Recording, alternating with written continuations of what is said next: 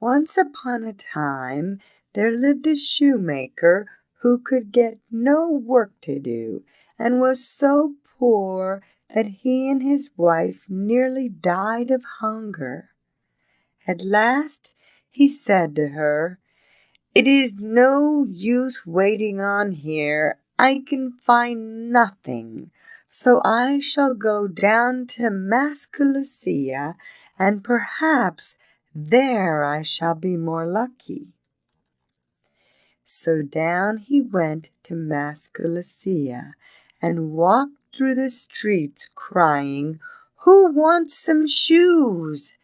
And very soon a window was pushed up, and a woman's head was thrust out of it. "Here are a pair for you to patch," she said, and he sat down on her doorstep and set about patching them. "How much do I owe you?" she asked when they were done. "A shilling."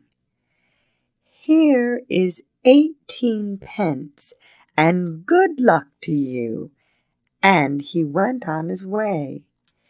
He turned into the next street and set up his cry again, and it was not long before another window was pushed up and another head appeared. "Here are some shoes for you to patch."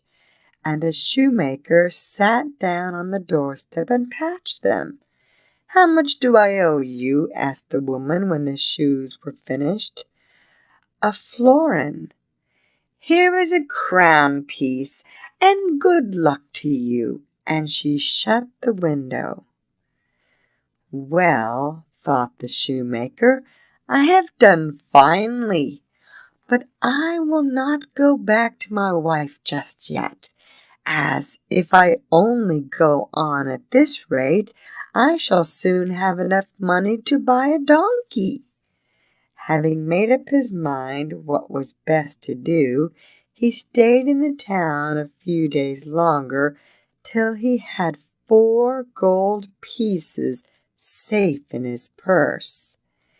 Then he went to the market, and for 2 of them he bought a good strong donkey, and mounting on its back he rode home to Catania. But as he entered a thick wood, he saw in the distance a band of robbers who were coming quickly towards him. "I am lost," thought he. "They are sure to take from me all the money that I have earned, and I shall be as poor as ever I was. What can I do?" However, being a clever little man and full of spirit, he did not lose heart, but taking 5 florins, he fastened them out of sight under the donkey's thick mane. Then he rode on. Directly the robbers came up to him, they seized him exactly as he had foretold, and took away all his money.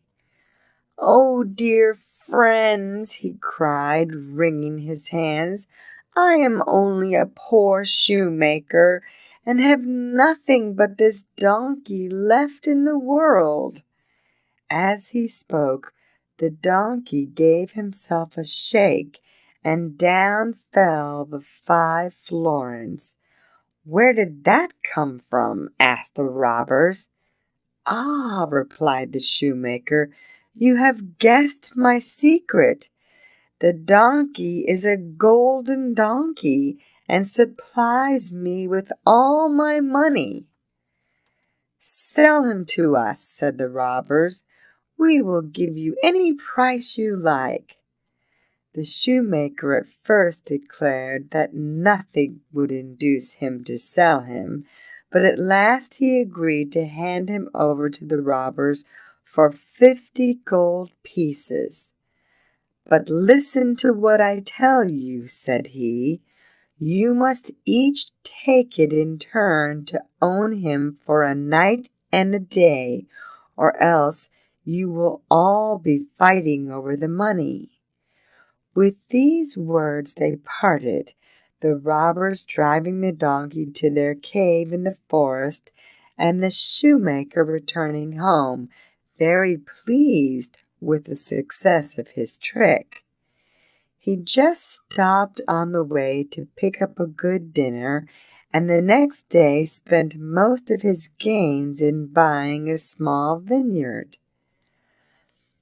Meanwhile, the robbers had arrived at the cave where they lived, and the captain, calling them all round him, announced that it was his right to have the donkey for the first night. His companions agreed, and then he told his wife to put a mattress in the stable.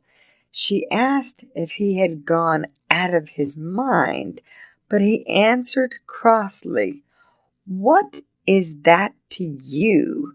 Do as you are bid, and tomorrow I will bring you some treasures." Very early the captain awoke and searched the stable, but could find nothing, and guessed that Master Joseph had been making fun of them.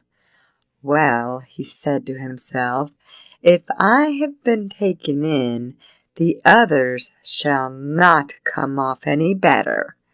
So when one of his men arrived and asked him eagerly how much money he had got, he answered gaily, "Oh, comrade, if you only knew! But I shall say nothing about it till everyone has had his turn." One after another they all took the donkey, but no money was forthcoming for anybody. At length, when all the band had been tricked, they held a council and resolved to march to the shoemaker's house and punish him well for his cunning.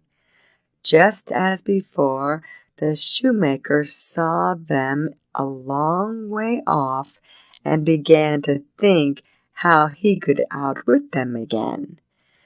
When he had hit upon a plan, he called his wife and said to her, "Take a bladder and fill it with blood, and bind it round your neck.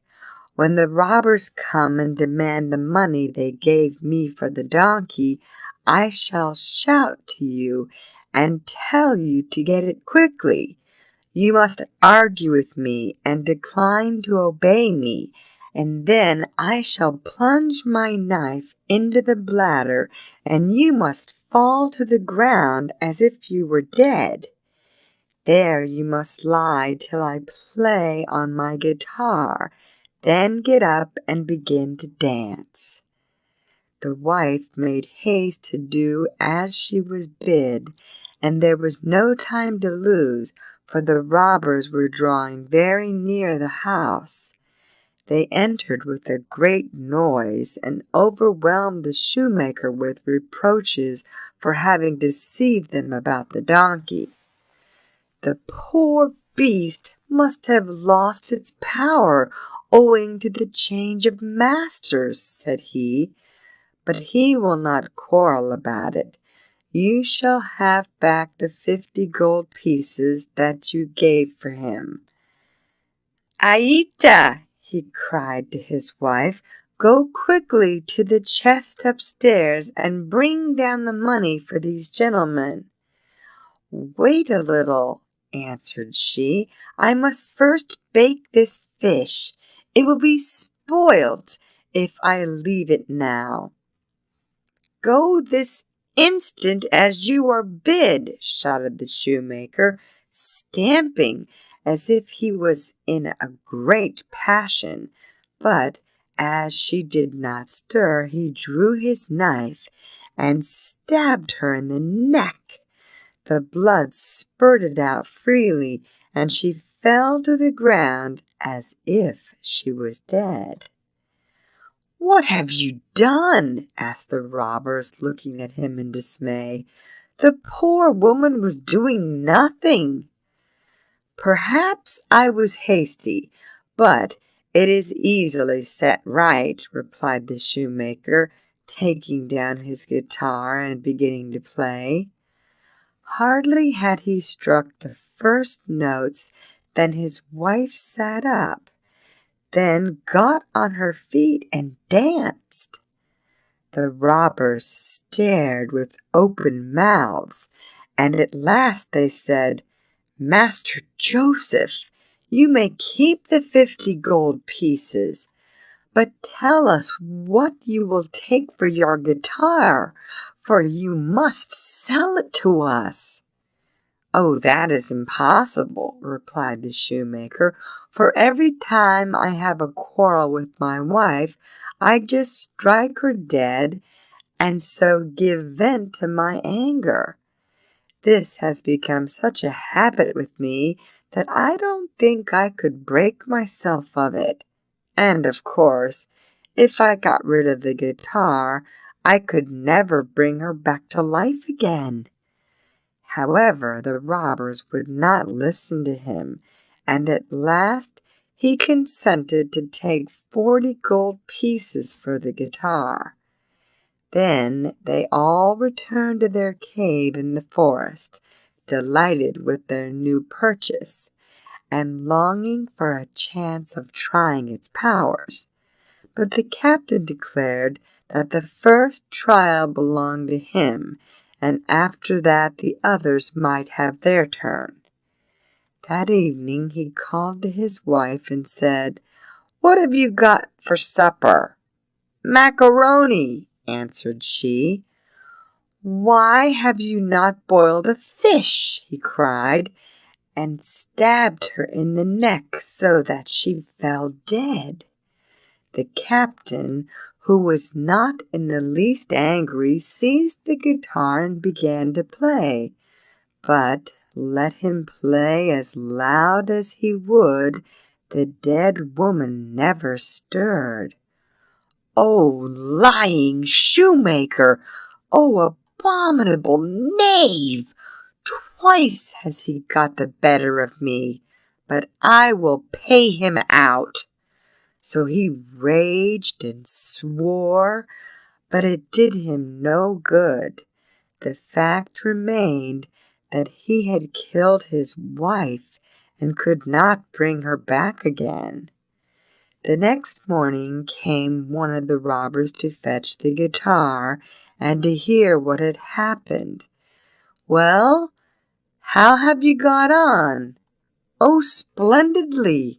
I stabbed my wife and then began to play, and now she is as well as ever." "Did you really? Then this evening I will try for myself." Of course, the same thing happened over again till all the wives had been killed secretly, and when there were no more left, they whispered to each other the dreadful tale and swore to be avenged on the shoemaker. The band lost no time in setting out for his house, and as before, the shoemaker saw them coming from afar. He called to his wife, who was washing in the kitchen, "Listen, Aida, when the robbers come and ask for me, say I have gone to the vineyard. Then tell the dog to call me and chase him from the house." When he had given these directions, he ran out of the back door and hid behind a barrel. A few minutes later, the robbers arrived and called loudly for the shoemaker. "Alas, good gentleman, he is up in the vineyard, but I will send the dog after him at once. Here, now quickly to the vineyard and tell your master some gentlemen are here who wish to speak to him. Go as fast as you can." And she opened the door and let the dog out. "You can really trust the dog to call your husband?" asked the robbers. "Dear me, yes. He understands everything and will always carry any message I give him." The shoemaker came in and said, "Good morning, gentlemen. The dog tells me you wish to speak to me." "Yes, we do," replied the robber. "We have come to speak to you about that guitar. It is your fault that we have murdered all our wives, and though we played as you told us, none of them ever came back to life." "You could not have played properly," said the shoemaker. "It was your own fault." "Well, we will forget all about it," answered the robbers, "if you will only sell us your dog." "Oh, that is impossible. I should never get on without him." But the robbers offered him 40 gold pieces, and at last he agreed to let them have the dog. So they departed, taking the dog with them, and when they got back to their cave, the captain declared that it was his right to have the first trial. He then called his daughter and said to her, "I am going to the inn. If anybody wants me, loose the dog and send him to call me." About an hour after someone arrived on business, the girl untied the dog and said, "Go to the inn and call my father." The dog bounded off, but ran straight to the shoemaker. When the robber got home and found no dog, he thought he must have gone back to his old master, and though night had already fallen, he went off after him. "Master Joseph, is the dog here?" asked he. "Ah, yes, the poor beast is so fond of me. You must give him time to get accustomed to new ways." So the captain brought the dog back.